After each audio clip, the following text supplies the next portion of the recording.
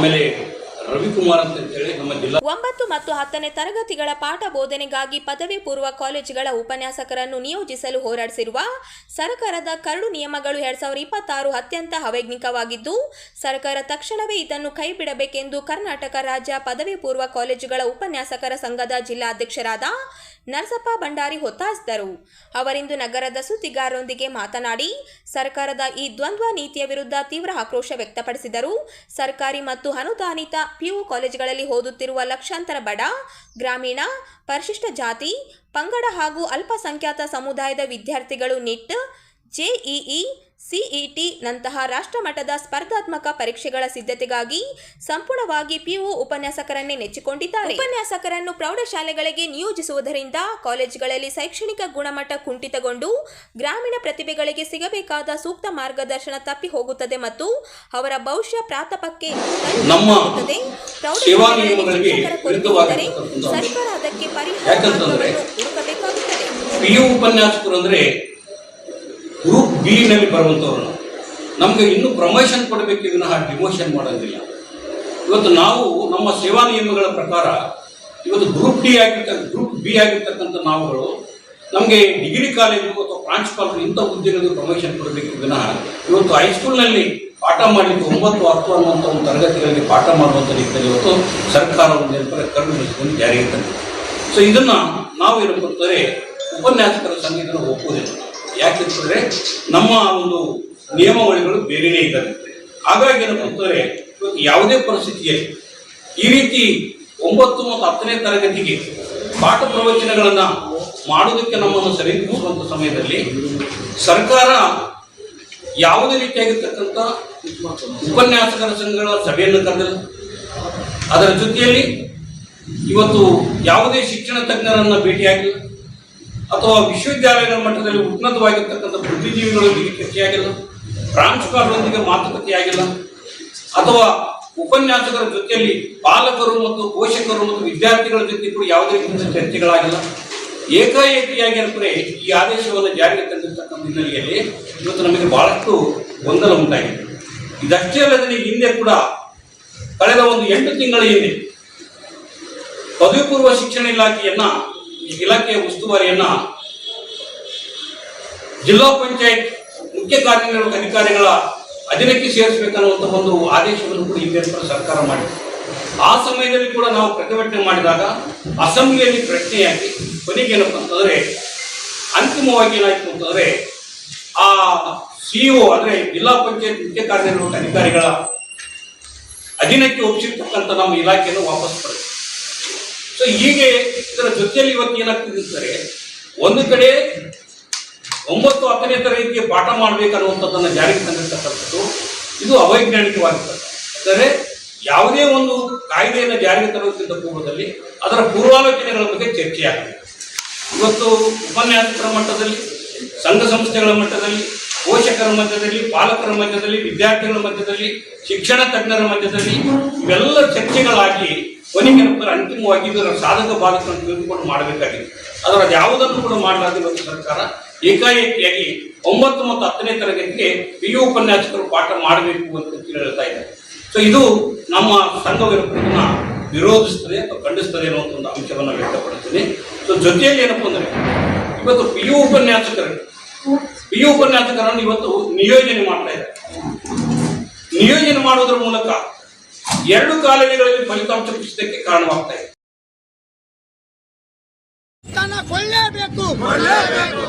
ಯಾವುದೇ ಅವ್ಯವಹಾರಗಳಿಗೆ ಆಸ್ಪದ ನೀಡದೆ ಸ್ವಚ್ಛ ರಾಜಕೀಯ ಸೇವೆ ಸಲ್ಲಿಸುತ್ತಿರುವ ಅವರು ಹಿರಿಯ ಹಾಗೂ ಅನುಭವಿ ನಾಯಕರಾಗಿದ್ದು, ರಾಯಚೂರು ಜಿಲ್ಲೆಯ ಸಮಗ್ರ ಅಭಿವೃದ್ಧಿಗಾಗಿ ಜಿಲ್ಲಾ ಉಸ್ತುವಾರಿ ಸಚಿವರ ಜವಾಬ್ದಾರಿಯನ್ನು ವಹಿಸಬೇಕು ಎಂದು ಅಭಿಪ್ರಾಯಪಟ್ಟರು.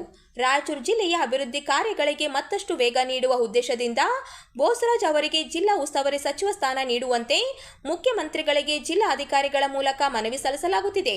ಈ ಬೇಡಿಕೆ ಈಡೇರುವವರೆಗೂ ಹೋರಾಟ ಮುಂದುವರಿಸಲಾಗುವುದು ಎಂದು ಅವರು ತಿಳಿಸಿದರು. ಸಣ್ಣ ನೀರಾವರಿ ಹಾಗೂ ವಿಜ್ಞಾನ ಮತ್ತು ತಂತ್ರಜ್ಞಾನ ಸಚಿವರಾಗಿದ್ದ ಎನ್ಎಸ್ ಬೋಸರಾಜ್ ಅವರಿಗೆ ರಾಯಚೂರು ಜಿಲ್ಲಾ ಉಸ್ತುವಾರಿ ಹಾಗೂ ಸಚಿವ ಸ್ಥಾನ ನೀಡಬೇಕೆಂದು ಒತ್ತಾಯಿಸಿ ಸ್ವಾಭಿಮಾನಿ ಕರ್ನಾಟಕ ರಕ್ಷಣಾ ವೇದಿಕೆಯ ಪದಾಧಿಕಾರಿಗಳು ನಗರದ ಡಾಕ್ಟರ್ ಬಿಆರ್ ಅಂಬೇಡ್ಕರ್ ವೃತ್ತದಲ್ಲಿ ಬುಧವಾರ ಗುರುವಾರ ಅನಿರ್ದಿಷ್ಟ ಧರಣಿ ಸತ್ಯಾಗ್ರಹ ನಡೆಸಿ ಜಿಲ್ಲಾಧಿಕಾರಿಗಳ ಪರವಾಗಿ ಉಪ ತಹಶೀಲ್ದಾರ್ ಪರಶುರಾಮ್ ಅವರಿಗೆ ಮನವಿ ಪತ್ರ ಸಲ್ಲಿಸಿದರು. ಧರಣಿ ಸತ್ಯಾಗ್ರಹವನ್ನು ಉದ್ದೇಶಿಸಿ ಮಾತನಾಡಿದ ಸ್ವಾಭಿಮಾನಿ ಕರ್ನಾಟಕ ರಕ್ಷಣಾ ವೇದಿಕೆಯ ಕಲ್ಯಾಣ ಕರ್ನಾಟಕ ಅಧ್ಯಕ್ಷ ರಾಮು, ಕಳೆದ 2 ವರ್ಷಗಳಿಂದ ಸಚಿವರಾಗಿ ಕಾರ್ಯನಿರ್ವಹಿಸುತ್ತಿರುವ ಬೋಸರಾಜ್ ಅವರು ಜಿಲ್ಲೆಯ ಅಭಿವೃದ್ಧಿಗೆ ಅನೇಕ ಯೋಜನೆಗಳನ್ನು ಜಾರಿಗೊಳಿಸಿ ಜನಮನ್ನಣೆ ಗಳಿಸಿದ್ದಾರೆ ಎಂದು ಹೇಳಿದರು. ಶ್ರಮ ಪಟ್ಟಿದಂಥ ವ್ಯಕ್ತಿ ಮತ್ತು ಹಿರಿಯ ನಾಯಕ ಮತ್ತು ಯಾವುದೇ ಕಪ್ಪು ಚಿಕ್ಕ ಇರಲಾರ್ದೆ 40 ವರ್ಷ ಕಾಂಗ್ರೆಸ್ ಪಕ್ಷದಲ್ಲಿ ದುಡಿದಿರತಕ್ಕಂಥ ವ್ಯಕ್ತಿ ಮತ್ತು ಮೊನ್ನೆ 2.5 ವರ್ಷ ಏನು ಸಚಿವ ಸ್ಥಾನ NS ಬೋಸರಾಜ್ ಸಾಹೇಬ್ರಿಗೆ ಕೊಟ್ಟಿದ್ರಲ್ಲ, ಅವರು ಒಬ್ಬರಿಗೆ ಯಾರಿಗೆ ತಾರತಮ್ಯ ಆಗಲಾರ್ದೇನೆ ಕರೆಕ್ಟಾಗಿ ಅದರ ಸಚಿವ ಸ್ಥಾನನ ಸಂಪೂರ್ಣವಾಗಿ ಸ್ವಚ್ಛತವಾಗಿ ಮಾಡ್ಕೊಂಡು ಹೋಗಿದ್ದಾರೆ. ಹಂಗಾಗಿ ಅವರಿಗೆ ಮರು ಸಚಿವ ಸ್ಥಾನವನ್ನು ಕೊಡಬೇಕಂತೇಳಿ ಮಾನ್ಯ DK ಶಿವಕುಮಾರ್ ಅವರಿಗೆ ನಾವು ಹೇಳಕ್ಕೆ ಇಷ್ಟಪಡ್ತೀವಿ. ಹಂಗಾಗಿ CM ಅವರು ಯಾಕಂದ್ರೆ ಹಿರಿಯರನ್ನ ಗುರುತಿಸಬೇಕು, ಹಂಗಾಗಿ ಅವರಿಗೆ NS ಬೋಸರಾಜ್ ಸಾಹೇಬರಿಗೆ ಸಚಿವ ಸ್ಥಾನ ಕೊಡಬೇಕಂತೇಳಿ ಈ ಮೂಲಕ ನಾವು ಹೇಳಕ್ಕೆ ಇಷ್ಟಪಡ್ತೀವಿ. ನಾವೆಲ್ಲರೂ ಇವತ್ತು ಹೆಮ್ಮಿಕೊಂಡಿದ್ದೀವಿ. ಇವತ್ತು ಅವರು ದೀನದಲಿತ ನಾಯಕರು, ಒಳ್ಳೆ ಆಡಳಿತ ನಡೆಸಿದಂಥ ವ್ಯಕ್ತಿ. ಇವತ್ತು ಜಿಲ್ಲೆ ಹೈದರಾಬಾದ್ ಕರ್ನಾಟಕ ಸ್ಟೇಟ್ನಾಗ ಈ ಚೆಕ್ ಡ್ಯಾಮ್ಗಳು ಎಲ್ಲೆಲ್ಲಿ ಬೇಕು, ಎಲ್ಲಿ ರೈತರಿಗೆ ಅನುಕೂಲ ಆಗ್ತಂತ ಕೆಲಸ ಮಾಡಿದಂಥ ವ್ಯಕ್ತಿ. ಇವತ್ತು ದೀನದಲಿತರಿಗೆ ಯಾವುದು ಅನ್ಯಾಯ ಆಗ್ಲಾರ್ದಂಗ ಕೆಲಸ ಮಾಡಿದಂಥ ವ್ಯಕ್ತಿ.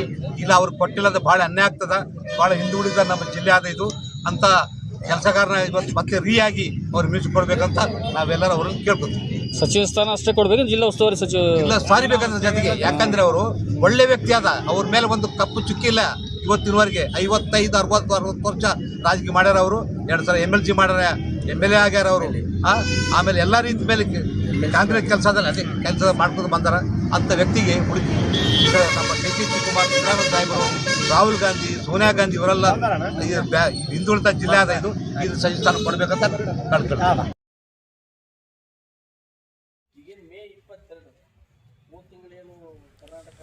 ರಾಯಚೂರಿನಲ್ಲಿ ಕ್ರೈಸ್ ವಸತಿ ಶಾಲೆಗಳು ಹಾಗೂ ಕಾಲೇಜುಗಳಲ್ಲಿ ಕಾರ್ಯನಿರ್ವಹಿಸುತ್ತಿರುವ ಹೊರಗುತ್ತಿಗೆ ಡಿ ಗ್ರೂಪ್ ಕಾರ್ಮಿಕರಿಗೆ ಕರ್ನಾಟಕ ಸರ್ಕಾರ ಘೋಷಿಸಿರುವ ಪರಿಷ್ಕೃತ ವೇತನವನ್ನು ತಕ್ಷಣದಿಂದಲೇ ಜಾರಿಗೊಳಿಸುವಂತೆ ಕರ್ನಾಟಕ ರಾಜ್ಯ ಕ್ರೈಸ್ ವಸತಿ ಶಾಲೆ ಹೊರಗುತ್ತಿಗೆ ಡಿ ಗ್ರೂಪ್ ನೌಕರರ ಸಂಘ TUCI ರಾಯಚೂರು ಜಿಲ್ಲಾ ಸಮಿತಿ ಆಗ್ರಹಿಸಿದೆ.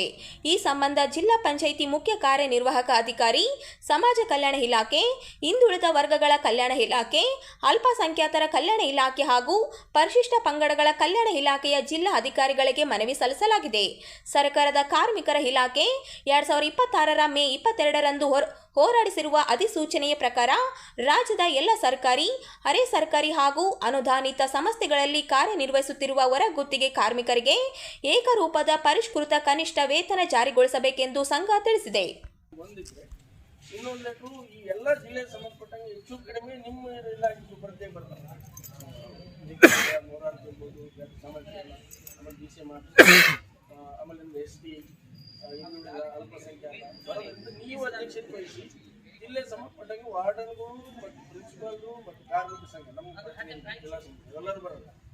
ಪ್ರತಿನಿಧಿಗಳು ಮತ್ತು ಸಂಬಂಧಪಟ್ಟಂತ ಏಜೆನ್ಸಿ ಯಾರು ಏಜೆನ್ಸಿ ತಗೊಂಡಾರ ಈ ಹೊಸ ವೇತನದಾಗಿರ್ಬೋದು, ಬಾಕಿ ವೇತನ ಏನೇ ಸಮಸ್ಯೆ ಒಂದು ಜಿಲ್ಲಾ ಮಟ್ಟದಲ್ಲಿ ನಿಮ್ಮ ಸಮಗ್ರದ ಅಧ್ಯಕ್ಷತೆಯಲ್ಲಿ ಅಧ್ಯಕ್ಷತೆಯಲ್ಲಿ ಒಂದು ಸಭೆ ಕರೆದ ಪ್ರತಿದಿನ ಟೈಮ್ ತಗೊಂಡು ಸಾಹೇಬರು ಮಾತಾಡಿ ಫೋನಲ್ಲಿ ಮಾತಾಡಿ 3 ವಿಷಯ ಮಾತಾಡಿ ಅದು ಕೊಟ್ಟರೆ ಅದಕ್ಕೊಂದು ಜಿಲ್ಲಾ ಮಟ್ಟದಲ್ಲಿ ಒಂದು ನಿಮ್ಮಲ್ಲಿ ಸಭೆ ಕರೆದ್ರೆ ಇಡೀ ಹಾಸ್ಟೆಲ್ ವಿಷಯನ ಕಾರ್ಮಿಕರು. Hospital, one of the leading tertiary care hospital in the country. So, ಮೊಣಕಾಲು ಹಾಗೂ ಕೀಲು ಸಮಸ್ಯೆಗಳಿಗೆ ಕೇವಲ ಇಂಜೆಕ್ಷನ್ಗಳ ಮೂಲಕ ಶಾಶ್ವತ ಪರಿಹಾರ ದೊರೆಯುತ್ತದೆ ಎಂಬ ನಂಬಿಕೆ ವೈಜ್ಞಾನಿಕವಾಗಿ ಸರಿಯಲ್ಲ ಎಂದು ಸಿಕಿಂದ್ರಾಬಾದಿನ ಯಶೋಧ ಆಸ್ಪತ್ರೆಯ ಹಿರಿಯ ಆಸ್ತಿ ಮತ್ತು ಕೀಲು ತಜ್ಞ ಡಾಕ್ಟರ್ ವಿನಯ್ ಕುಮಾರ್ ಹೇಳಿದರು. ನಗರದ ಪತ್ರಿಕಾ ಭವನದಲ್ಲಿ ಯಶೋಧ ಆಸ್ಪತ್ರೆ ವತಿಯಿಂದ ಆಯೋಜಿಸಿದ ರೋಬೋಟಿಕ್ ಜಾಯಿಂಟ್ ರಿಪ್ಲೇಸ್ಮೆಂಟ್ ಜಾಗೃತಿ ಕಾರ್ಯಕ್ರಮದಲ್ಲಿ ಅವರು ಮಾತನಾಡಿದರು. ಇತ್ತೀಚಿನ ದಿನಗಳಲ್ಲಿ ಎಲ್ಲ ವಯೋಮಾನದವರಲ್ಲಿಯೂ ಮೊಣಕಾಲು ಹಾಗೂ ಕೀಲು ಸಮಸ್ಯೆಗಳು ಹೆಚ್ಚಾಗುತ್ತಿದ್ದು, ದಾರಿ ತಪ್ಪಿಸುವ ಜಾಹೀರಾತುಗಳು ಮತ್ತು ಆಧಾರರಹಿತ ಚಿಕಿತ್ಸೆಗಳ ಬಗ್ಗೆ ಸಾರ್ವಜನಿಕರು ಎಚ್ಚರಿಕೆ ವಹಿಸಬೇಕೆಂದು ತಿಳಿಸಿದರು. ಯಶೋಧ ಆಸ್ಪತ್ರೆಯಲ್ಲಿ ಅತ್ಯಾಧುನಿಕ ರೋಬೋಟಿಕ್ ಸಹಾಯತಿ ಜಾಯಿಂಟ್ ರಿಪ್ಲೇಸ್ಮೆಂಟ್ ಶಸ್ತ್ರಚಿಕಿತ್ಸೆಗಳು ಲಭ್ಯವಿದ್ದು, ಈ ತಂತ್ರಜ್ಞಾನದಿಂದ ಶಸ್ತ್ರಚಿಕಿತ್ಸೆಯನ್ನು ಹೆಚ್ಚು ನಿಖರವಾಗಿ ನಡೆಸಲು ಸಾಧ್ಯವಾಗುತ್ತದೆ ಎಂದರು. ಇದರಿಂದ ಸಣ್ಣ ಬೇದಿಗಳು, ಕಡಿಮೆ ರಕ್ತಸ್ರಾವ, ಕಡಿಮೆ ನೋವು ಹಾಗೂ ವೇಗವಾದ ಚೇತರಿಕೆ ಸಾಧ್ಯವಾಗುತ್ತಿದ್ದು ಅನೇಕ ರೋಗಿಗಳು ಶಸ್ತ್ರಚಿಕಿತ್ಸೆಯ ಬಳಿಕ 2 ದಿನಗಳಲ್ಲಿಯೇ ನಡೆಯಲು ಆರಂಭಿಸುತ್ತಾರೆ ಎಂದು ವಿವರಿಸಿದರು. ಕಂಪೇರ್ಡ್ ಟು ಅದರ್ ಹಾಸ್ಪಿಟಲ್ ಅಂದ್ರೆ ನಾವು ಒಂದು ಈಗ ನೀ ರಿಪ್ಲೇಸ್ಮೆಂಟ್ ಜಾಯಿಂಟ್ ರಿಪ್ಲೇಸ್ಮೆಂಟ್ ಅನ್ನು ರೋಬೋಟಿಕ್ಸ್ ಅಸಿಸ್ಟೆಡ್ ಜಾಯಿಂಟ್ ರಿಪ್ಲೇಸ್ಮೆಂಟ್ ಈಗ ಸ್ಟಾರ್ಟ್ ಮಾಡಿದ್ದೇವೆ. ಈಗಾಗಲೇ ಸುಮಾರು ವರ್ಷಗಳಿಂದ ಮಾಡ್ತಾ ಇದ್ದೇವೆ. ಅದರ ರಿಸಲ್ಟ್ಸ್, ಅದರ ರಿಕವರಿ ಪೇಷಂಟ್ ರೋಬೋಟಿಕ್ ಜಾಯಿಂಟ್ ರಿಪ್ಲೇಸ್ಮೆಂಟ್ಗೆ compared to normal joint replacement conventional ಹೆಂಗಿದೆ ಅನ್ನೋದನ್ನ ತಿಳಿಸ್ಲಿಕ್ಕೆ ಇಷ್ಟಪಡ್ತೇನೆ. ಸೊ ಒಂದು ರೋಬೋಟಿಕ್ ಅಸಿಸ್ಟೆಡ್ ಜಾಯಿಂಟ್ ರಿಪ್ಲೇಸ್ಮೆಂಟ್ ಅನ್ನೋದು ಪ್ರತಿಯೊಬ್ಬ ಪೇಷಂಟ್ ಅವ್ರ ಮನುಷ್ಯರದ್ದು ನೀ ಸಪ್ರೇಟ್ ಇರುತ್ತೆ. ಒಂದು ಮನುಷ್ಯರ ನೀ ಇನ್ನೊಬ್ಬರು ಸೇಮ್ ಇರೋದಿಲ್ಲ. ಸೊ ಅದೇ ರೀತಿ ಒಂದು ಪೇಷಂಟ್ ನೀ ರಿಪ್ಲೇಸ್ಮೆಂಟ್ಗೆ ಬಂದಾಗ ಆ ಪೇಷಂಟಿನ ನೀ ಮಾಡೆಲ್ ಒಂದು ಮ್ಯಾಪ್ ಮಾಡಿ ಮುಂಚೆನೆ ಅದರ ಸೈಜಿಂಗ್ ಮಾಡಿ ಎಕ್ಸಾಕ್ಟ್ ಆಗಿ ಅವ್ರಿಗೆ ಎಷ್ಟು ಬೋನ್ ಕಟ್ ಮಾಡಬೇಕು, ಎಷ್ಟು ಸಾಫ್ಟ್ ಟಿಶ್ಯೂ ಮಸಲ್ಸ್ ಆಗಲಿ ಟಿಶ್ಯೂಸ್ ಆಗಲಿ ಕಟ್ ಮಾಡಬೇಕು, ಅದನ್ನು ಖಚಿತವಾಗಿ ಎಕ್ಸಾಕ್ಟ್ಲಿ ಪ್ರಿಸೈಸ್ ಆಗಿ ಕಟ್ ಮಾಡಿ ಸರ್ಜರಿ ಮಾಡೋದ್ರಿಂದ ಇದರಲ್ಲಿ ಕಟಿಂಗ್ ಸರ್ಜರಿ ಇನ್ಸಿಷನ್ ಆಗಲಿ ಬೋನ್ ಟಿಶ್ಯೂ ಆಗಲಿ ಸಾಫ್ಟ್ ಟಿಶ್ಯೂ ಆಗಲಿ ಕಟಿಂಗ್ ಬಹಳ ಮಿನಿಮಲ್ ಇರೋದ್ರಿಂದ ಪೇಷಂಟ್ ರಿಕವರಿ ಬಹಳ ಚೆನ್ನಾಗಿರುತ್ತೆ. ಪೇಷಂಟ್ ಸರ್ಜರಿ ಆದ ಇಮಿಡಿಯೇಟ್ ಸಂಜೆ ದಿವಸ ಕೆಲವು patients are very strong and immediate next day ಮಾತ್ರ ನಿಂತ್ಕೊಂಡು ವಾಕಿಂಗ್ ಮಾಡ್ಲಿಕ್ಕೂ ಸ್ಟಾರ್ಟ್ ಮಾಡ್ತಾರೆ.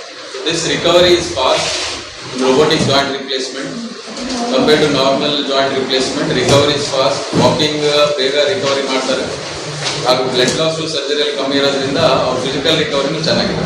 This is the advancement we have in ನೀ ರಿಪ್ಲೇಸ್ಮೆಂಟ್ ವಿತ್ ರೋಬೋಟಿಕ್ಸ್. ಅದೇ ರೀತಿ ನಾನು ಕ್ರೀಡಾ ವ್ಯಾಯಾಮ ಸ್ಪೋರ್ಟ್ಸ್ ಮೆಡಿಸಿನ್ ನಲ್ಲೂ ಸ್ಪೆಷಲಿಸ್ಟ್ ಇದ್ದೇನೆ. ಸಾಧಾರಣವಾಗಿ ಈಗ ನಿಮ್ಮ ಮನೇಲಾಗಲಿ ಯಾರಾದರೂ ಯಂಗ್ಸ್ಟರ್ಸ್ ಸ್ಪೋರ್ಟ್ಸ್ ಆಡ್ಬೇಕಾದ್ರೆ ಇದು ಆಡ್ಬೇಕಾದ್ರೆ ನೀ dislocation, shoulder dislocation, ligament tear, soft tissue tear ಇದೆಲ್ಲ ಕೇಳಿರ್ತೀವಿ. ಇದಕ್ಕೆಲ್ಲನೂ ಸರ್ಜರಿ ಈಗ ನಾವು ಓಪನ್ ಸರ್ಜರಿ ಅಲ್ಲದೆ ಕೀ ಹೋಲ್ ಸರ್ಜರಿ ಅಂದ್ರೆ ಈಗ ಲ್ಯಾಪ್ರೋಸ್ಕೋಪಿಕ್ ಸರ್ಜರಿ ಒಂದು ಕೇಳಿರ್ಬೋದು. ಈಗ ಹೊಟ್ಟೆಯಲ್ಲಿ ಅಪೆಂಡಿಕ್ಸ್ ಆಗಲಿ ಇದಾಗಲಿ ಜಸ್ಟ್ ಹೋಲ್ಸ್